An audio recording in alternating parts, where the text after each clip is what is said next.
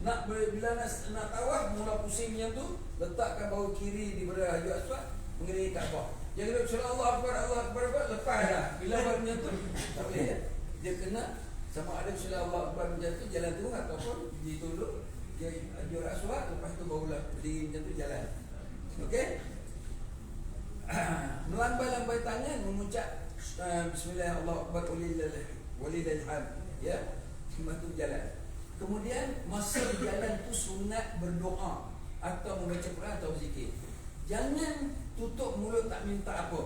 Sebab para malaikat sedang memerhatikan gelagat kita. Bacalah doa dan istighfar banyak-banyak.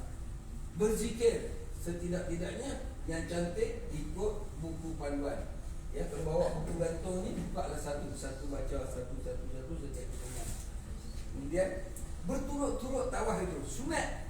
Bagi mereka yang ni sunat. Tapi bagi mereka yang dah menghadas wajib berturut-turut. Bagi kita yang biasa berturut-turut sunat. Maksudnya kalau dia buat 4 pusingan, kemudian dia rasa penat nak rehat dulu, dia rehatlah. Keluar daripada barisan yang ada tu, dia duduk. Nak seduh buat dulu ke apa semua, lepas tu mula balik tak apa. Boleh berhenti sebab dia tidak berturut-turut. Berturut-turut hanya semua sunat. Kemudian sunat lagi lari-lari anak ketika melalui 3 pusingan yang pertama ya. Tapi sekarang ni mungkin tak lari anak lagi dah sebab tamarna ni tak lari anak lagi dah. Tapi kalau lagi tak lama-lama jika tawaf itu ada sa'i sebelah selepasnya sampai tawaf rukun umrah, maka sunat lagi-lari anak 3 pusingan yang pertama dipanggil Roman. Tapi sekarang tak timbul lagi dah. Okey. Kemudian sunat sembahyang di belakang makam Ibrahim setelah selesai 7 pusingan ya. Itu. Dengan menghadap kiblat dan membaca doa. Sunat berdoa. Kalau sempat doa-doa lah, tapi sekarang ni dah kecoh dah tak boleh doa. Jadi doa tu kita tukar pada waktu kita masuk sembahyang fardu. Buka balik doa-doa ni kita sembahyang fardu. Jangan lupa ya. Kita membaca doa daripada buku yang warid yang diberikan. Ulama dulu dia merangkakan doa-doa ini untuk kesempurnaan kehidupan harian kita dan akhirat kita. Contohnya saya nak bagi perhatian. Pusingan yang kelima tu tak pernah kita baca di mana-mana pun dalam ibadat, tapi kita baca doa ketika tawaf, iaitu Allah ma'azilan tahta zilli arsyika yauman la ilaha illallah wa la baqiya illa wajhu wasqina min haudi nabiyyika Muhammad sallallahu alaihi wasallam syarbatan hani'atan la nazma'u ba'da abada. Yang ni saya rasa pada saya daripada mula saya menyusun doa-doa waktu tahun 77 dulu, saya baca-baca saya lihat pelik doa ini. Ya Allah Tuhanku, aku mohon di depan Kaabah ini, aku mohon supaya di akhirat nanti aku nak duduk di bawah payung Araf bersama dengan Nabi-Mu Muhammad SAW dan nak minum seteguk air Al-Haud, perigi yang tak dahaga selama-lamanya. Kan? Mana ada di tempat lain kecuali masa kita tawaf saja. Jadi itulah sebab digalakkan kita membaca doa yang warid yang ditulis jadi atur. Ada sebab yang tertentu. Banyak lagi sebab lain, tapi saya nak tarik itu sebab itu. Akan kita akan rasa di akhirat nanti pada masa duduk bersama Rasulullah. Jarang kita nak baca doa duduk bersama Rasulullah, tapi dalam doa kita sedang tawaf ni ada pusingan yang kelima Okey, itu yang kita galakkan baca doa Jadi itu sunat-sunat sa'i. Sunat-sunat tawaf. Sunat sa'i pula waktu kita sampai ke Bukit Safa kita niat Niat sa'i adalah sunat sahaja, bukannya wajib Allahumma inni uridu an as'ama baina Safa wal Marwah sebab tak syuatin sa'i al-umrati la ta'ala. Ya Allah, aku nak memulakan sa'i 7 pusingan sa'i umrah kerana ta'ala. Terimalah ya. Itu sunat berniat. Tak niat pun tak apa sebab dia dah masuk dalam rukun. Kedua, berjalan kaki. Sunat jalan kaki, walaupun boleh tolak dengan wheelchair dan sebagainya, sunat jalan kaki. Kemudian membaca doa setiap perjalanan yang kita pergi. Banyak doa. Bagi lelaki pula bila sampai ke atap ataupun di atas yang berwarna hijau, sunat lari-lari anak dan berdoa, Rabbil fir warham wa'fu takarram wa tajawaz amma ta'lamu innaka ta'lamu ma la na'lamu innaka Allah azul akramu sampai habis ke lampu hijau. Kemudian orang perempuan tak disunatkan lagi anak, orang lelaki saja lagi anak, lagi anak ya. Kemudian sampai di Bukit Safa dan Bukit Marwah sunatkan berdoa. Dalam buku ni saya tak sempat tulis. Dalam buku-buku kantor ni ada, tapi dalam buku yang kita bagi percuma melalui manusia tak sempat tulis sebab tu dia lama lagi. Hak ni saya sempat masukkan. Kita lupa nak doa di Safa dengan Marwah, sedangkan Siti Hajar berdoa banyak kali Safa dan Marwah dengan penuh keberkatan. Okey. Kemudian selain padanya pijak batu-batu. Di batu Bukit Safa tak ada, Bukit Marwah ada batu besar. Elok sunat pijak batu. Ini yang saya sebut ni semua sunat ya. Kemudian berturut-turut 7 pusingan itu. Kalau kuat berturut-turut. Okey. Kemudian itu saja di antara sunat-sunat dan membaca doa tamat sa'i selepas selesai tujuh di Bukit Marwah. Membaca doa tamat sa'i. Untuk maklumat juga, waktu kita melaksanakan sa'i, kalau penat sangat boleh berhenti.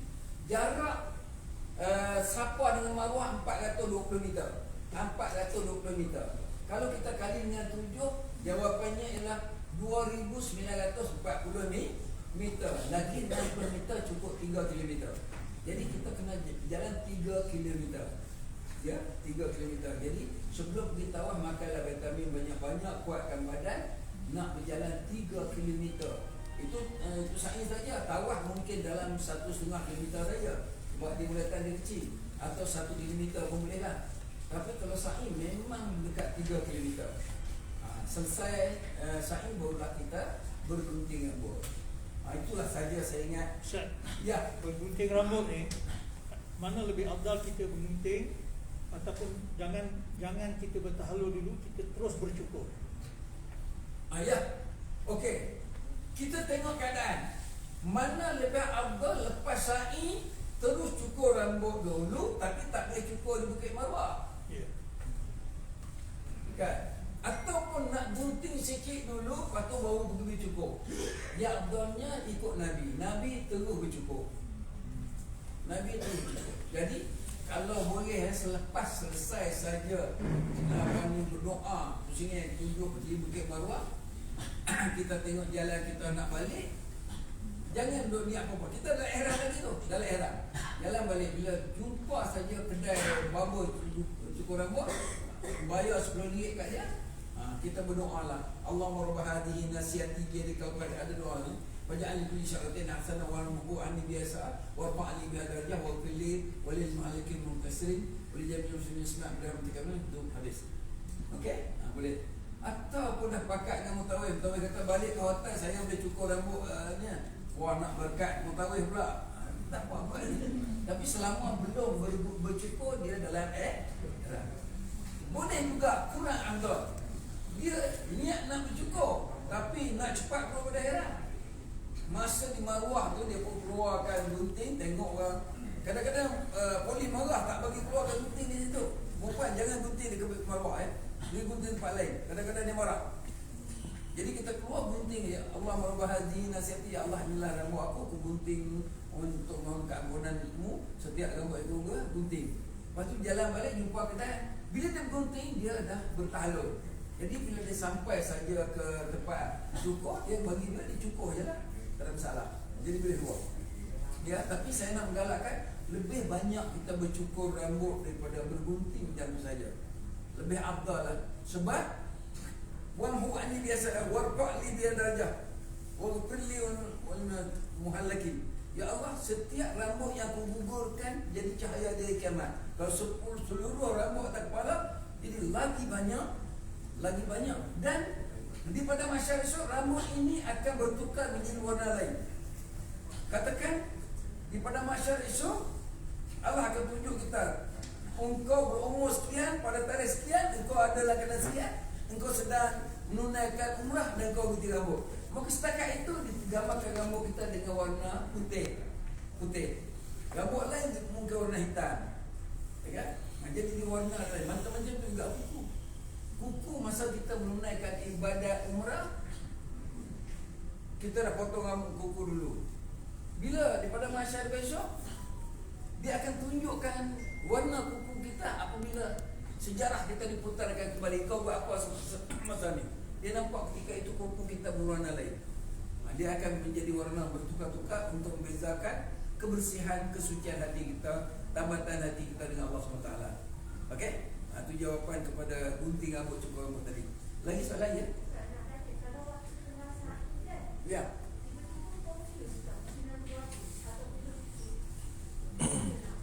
Amat jarang orang confuse kalau tengah ada sa'i.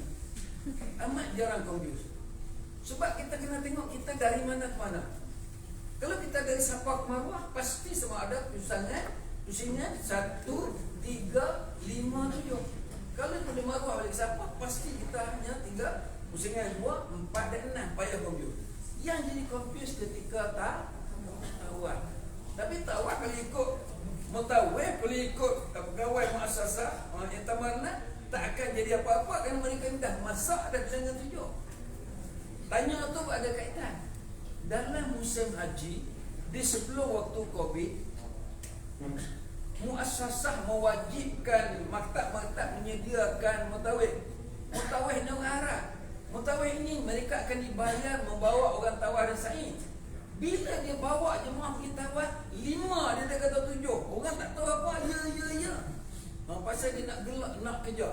Satu kali tawaf dia dapat 1,600. Dia nak kejar banyak, jadi hak 7 dikurang jadi 5. Sa'i pun 7 jadi 5. Lepas tu selesai dah balik. Dia peduli apa? Dia kira fulus. Jangan ingat kata para mutawif bahasa Arab ini sana tu jujur belakang. Mereka pencari duit. Tak berbanding dengan mutawif kita selagi tak lengkap, dia takut kepada dosa. Orang situ dia kata aku dulu Mekah mana ada dosa. Kalau kau buat dosa sikit tu, buat sikit baru. Kan dia lain pada kita. Jadi payah nak confuse kalau kita sedang nak menentu bilangan sa'i ya, sebab sa'i itu dah tentu sangat dah. Kalau kita duduk belah kanan dia Safa ke Marwah, memang pusingan 1,357. Kalau Marwah ke Safa memang pusingan genap 246. Tapi kalau berasa ni juga confuse juga, dah lama dah mudah lupa dah. Senang je kita cuba fikir dengan berapa dah ni. Kalau ragu-ragu juga, kita agaklah ini mungkin pusingan yang kedua kot. Jadi kena tambahlah bilangnya sampai cukup 7 lah. Kalau tengah sa'i lah. Tapi kalau kita ikut mutawif, jangan bimbang apa yang mutawif buat adalah genap lengkap. Sebab mereka cukup cakap. Okey lagi? Ya.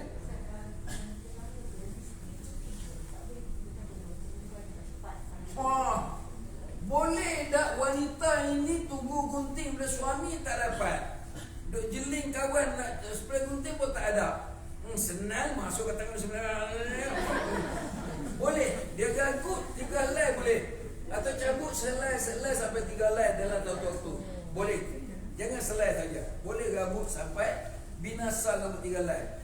Boleh mencabut, meragut, membakar, menggunting, bercukur. Asalkan 3 helai terlepas daripada genggaman kepala setelah selesai sa'i yang sempurna. Okay. Jadi mencabut itu tidak dikira batal dalam ihram. Yang mencabut tadi cabut rumput-rumput atau pokok-pokok. Jadi tak ada dia gabut kepala. Salah gabut. Boleh nak bertahlul. Pisau tak ada. Bolehkah dia gabut tangan dia di rambut dia sampai 3 helai? Jawab dia boleh. Sebab syarat sah sa'i itu selepas sa'i yang sempurna.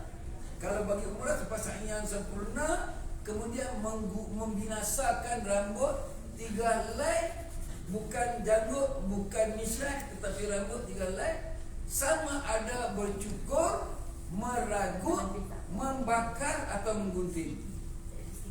Itu dia. Boleh lah jawapannya.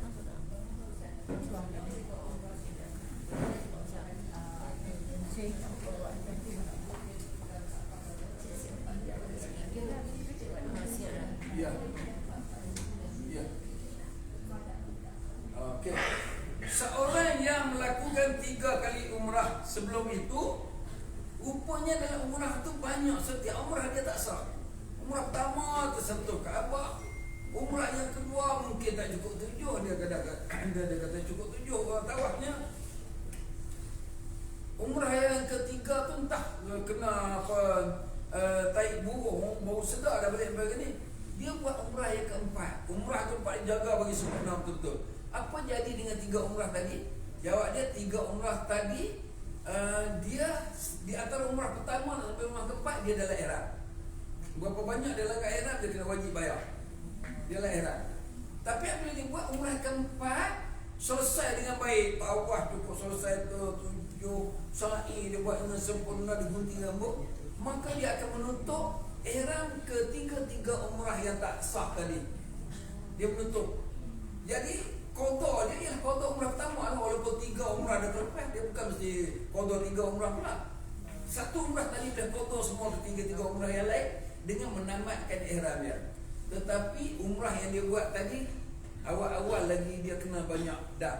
Kalau dia teringatlah 3 kali dia gunting rambut umrah yang tak sempurna ni, maka 3 dam kena 3 ekor kambing, ataupun kena puasa 3 hari dan 9 hari, ataupun sedekah pada 6 pakai miskin kali 3, jadi 18 pakai miskin. Dia pakai minyak rambut, dia langgar lagi ihram banyak-banyak lagi. Dia menggugurkan rambut hal lain pula. Dia kena bayar dam lah. Kalau dia tahulah, kalau tak tahu pergi depan Kaabah mohon taubat kepada Allah. Ya Allah ampun kalau aku tak boleh buat apa. Kan? Jadi dam tak bayar lah. Pula pada zimmah dia lah nampak macam dia tak pandai, dia tak tahu.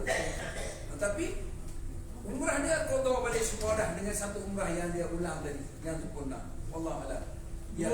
Dua soalan yang tidak mengenai dengan umrah ni. Pertama, berapa kerap pengerjaan umrah yang kita boleh lakukan selepas istirma?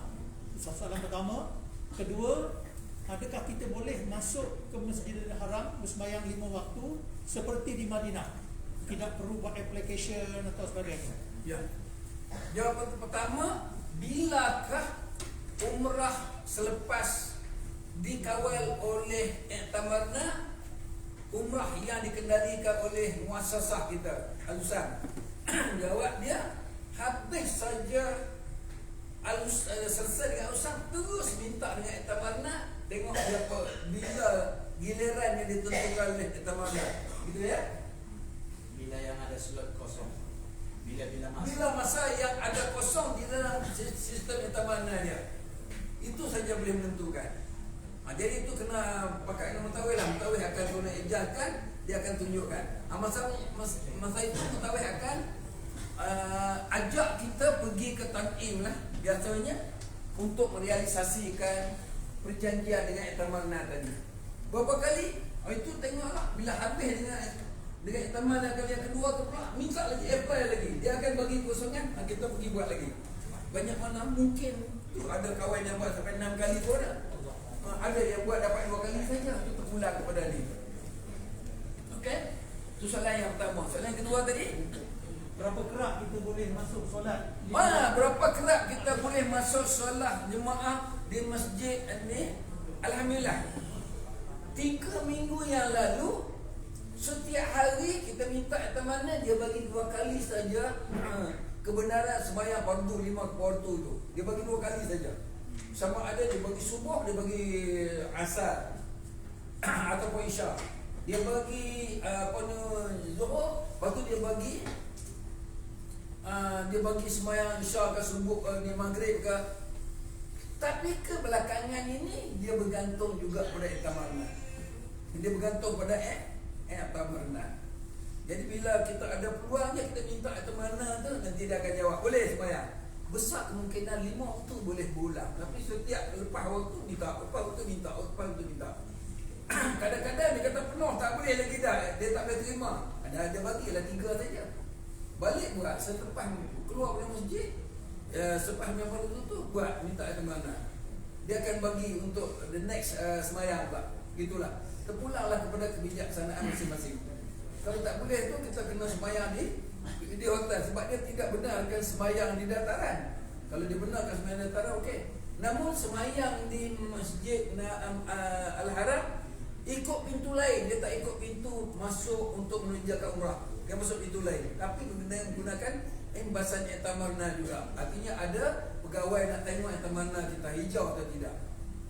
Untuk kita kena isi setiap lepas sembahyang yang kita dah buat. Maka dapatlah tengok kalau nak gaji nak ni lah. Karya malas tak payah minta, duduk hotel, main kat hotel je lah. Wallahualam. Kalau Okey. kita semayang di luar kawasan Masjidil Haram, bukan dataran, adakah dikira kawasan masjid? Seperti mana kita mengucapkan haji, apabila kawasan masjid dah penuh, di luar kawasan masjid itu pun dikira masjid Haram. Imam Syafi'i menentukan di depan kita ada sah atau tidak.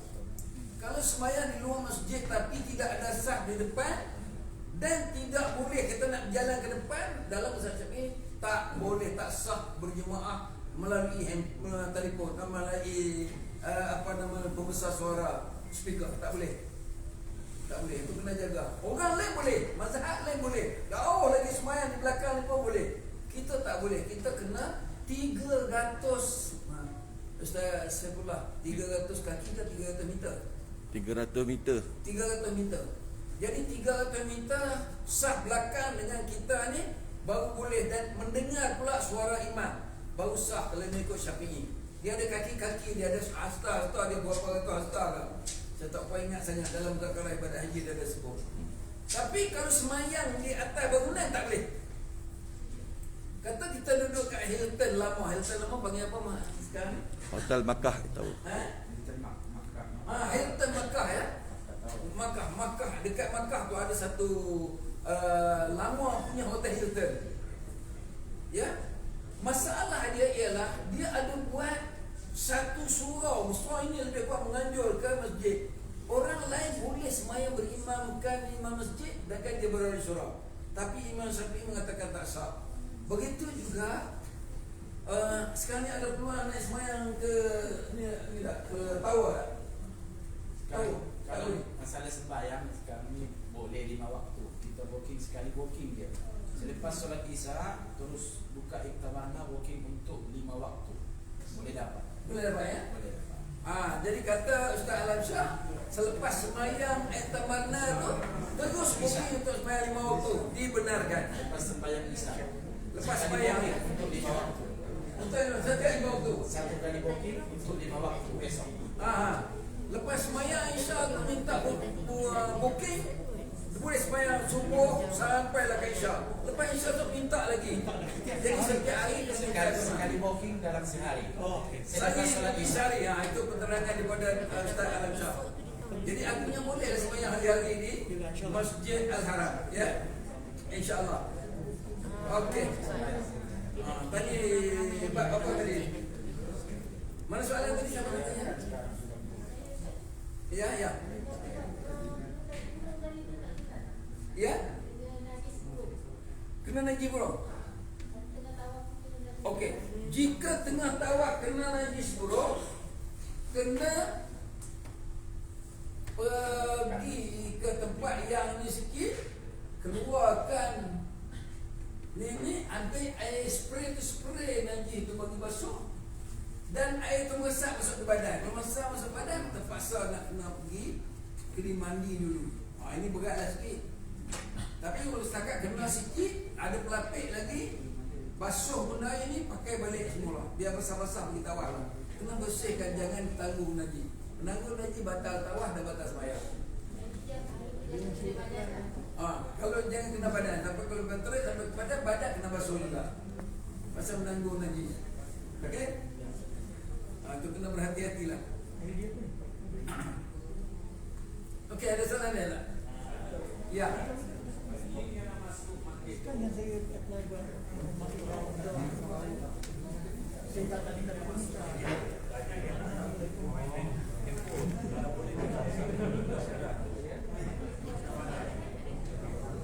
Dia masuk masjid. Link. Dia tanya kata kita mana ni. Kebanyakan individu tak boleh buat sendiri. Okey, kebanyakan individu sama yang tua macam saya ni tak boleh nak operate etak mana sendiri. Yang ni kena minta tolong kawan-kawan dan juga pegawai. Macam tadi Ustaz Alamsyah kata nak semayang 5 fardu sehari semalam. Kalau malam ini kita dapat semayang Isya, balik terus kena memohon entamarna dengan handphone kita untuk semaya 5 waktu besok. Dia akan benarkan besok, tapi kena petik malam tu. Jadi kena cari inilah, cari kawan yang tahu cara nak mengendalikan, nak operate entamarna melalui handphone. Cari orang tu, minta tolong dia setkan hingga sampai dia naik, dibenarkan, dia akan naik warna hijau tu, insyaAllah. Jadi bolehlah mula sembahyang daripada subuh tu hingga sampai ke Isya balik pada esok hari. Kena cari mutawif ataupun kawan-kawan muda-muda yang cekap operate kita punya sistem yang tamat.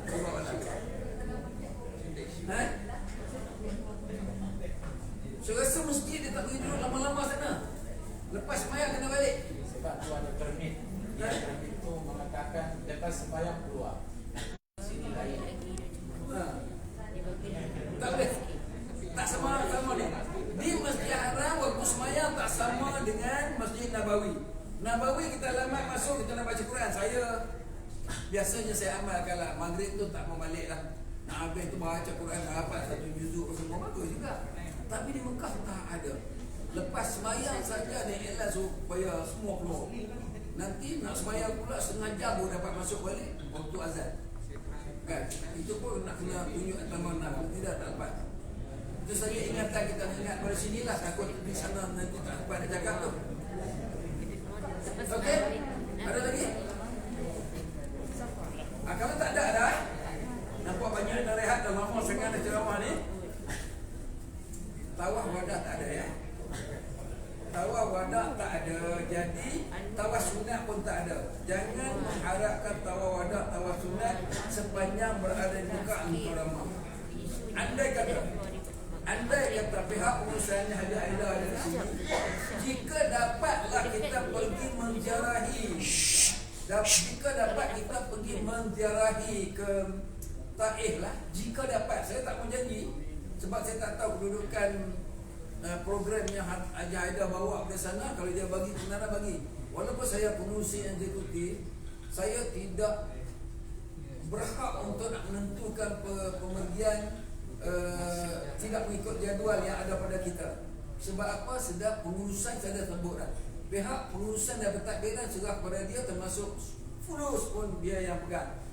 Ya, dia yang pegang. Jadi saya takut melibatkan perbelanjaan.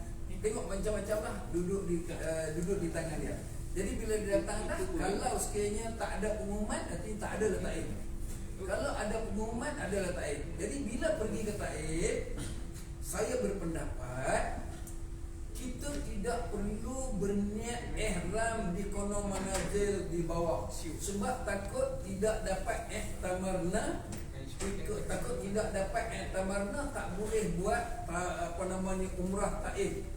Ya, umrah kono manazil. Dan bila kita pergi tu, kita tak ni usaha zakarah ibadat haji, bila ziarah Taif kena buat tawaf wadah. Tapi ini darurah yang tak dibenarkan oleh kajian. Kita tak ada lah tawahan. Sebab memang pun tidak ada tawaf wadah, tidak ada tawaf sunat. Jadi kalau dapat pergi ke Taif, tidak ada tawaf sunat, kita pakai pergi macam tu saja. Mohon ampun kepada Allah. Bukan kami melanggar, tapi peraturan yang melanggar kami. Kan? Pertama, nak masuk balik nanti kita akan singgah di mikat kono manazil di bawah. Orang niat tak kapal terbang daripada Kuala Lumpur nak ke Jeddah masih Mekah, niat tak kapal terbang. Kita pergi ke Taif, tak akan singgah di kono manazil di atas bumi. Jadi ramai orang berniat nak buat umrah. Siapa yang minta tamanah diberi kebenaran, niatlah umrah di kono manazil. Siapa yang tak minta, tak payah buat. Tak payah. Tapi ingat, bila dia tak buat umrah di kono manazil, ingat ini hukum. Sampai ke Mekah, teringat pula nak pergi umrah di Tanjung Jalanah, dia pun minta tamanah. Tamanah kata dibenarkan, kena bayar dah sembelih seekor kambing. Sebab dia telah pun duduk di Mekah, keluar ke mikat asal, masuk balik tak niat. Tiba di Mekah, tiba-tiba dia buat umrah, pergi niat di penduduk Mekah. Dan dia bukan penduduk Mekah. Dia dah keluar daripada Mekah tadi pergi ke apa ni? Taif. Keluar ya, dihukum. Jangan pandai-pandai. Kan? Jangan.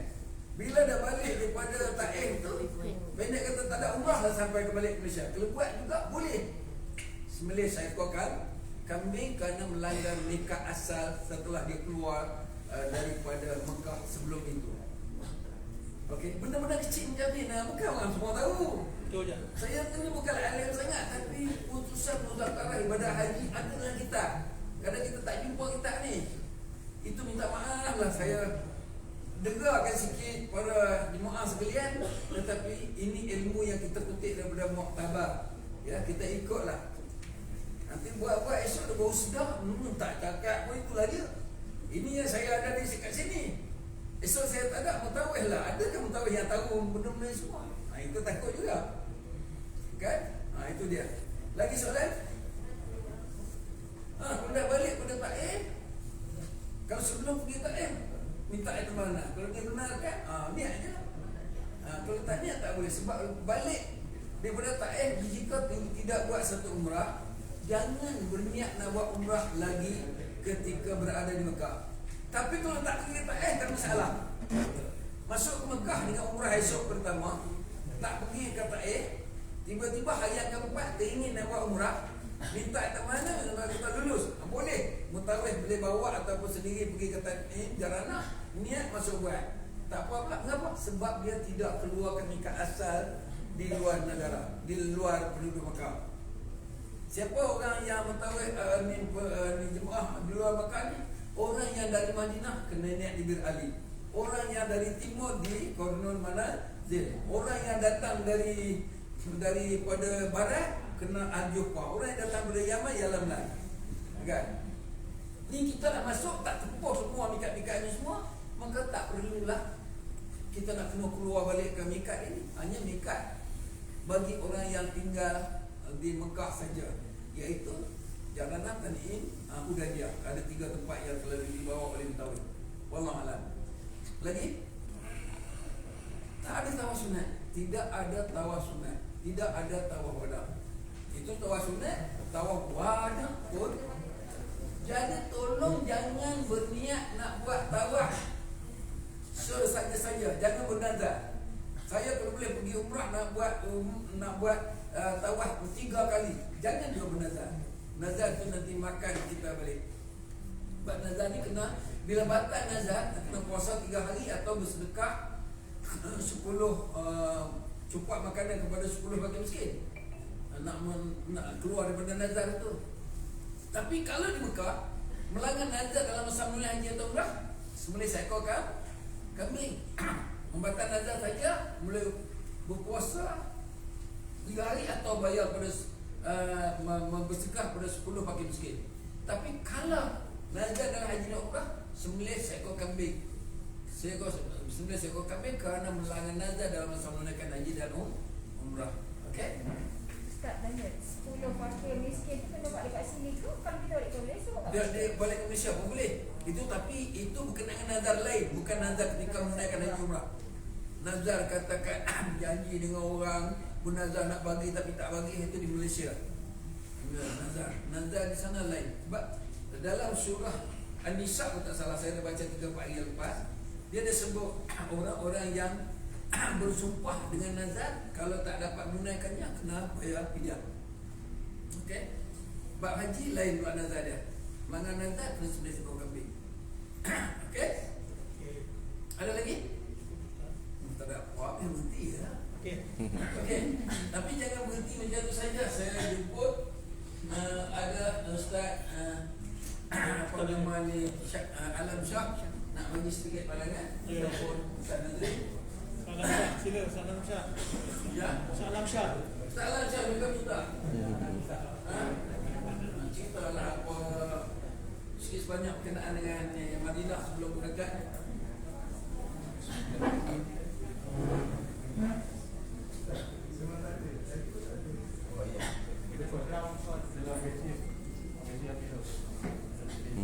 Bismillahirrahmanirrahim. Assalamualaikum warahmatullahi wabarakatuh. Alhamdulillah wassalatu wassalamu ala Rasulillah sallallahu alaihi wasallam. Saya persingkat saja. Untuk perjalanan kita besok, insyaAllah diharapkan kepada semua jemaah sebelum jam 11 pagi esok, semua beg-beg bagasi para jemaah telah pun diletakkan di depan pintu bilik, ya, di depan pintu bilik masing-masing. Pegawai hotel akan mengutip ataupun mengambil beg-beg bagasi itu jam 11.30. Jadi jangan ada yang menurunkan, meletakkan beg selepas zuhur di depan pintu bilik.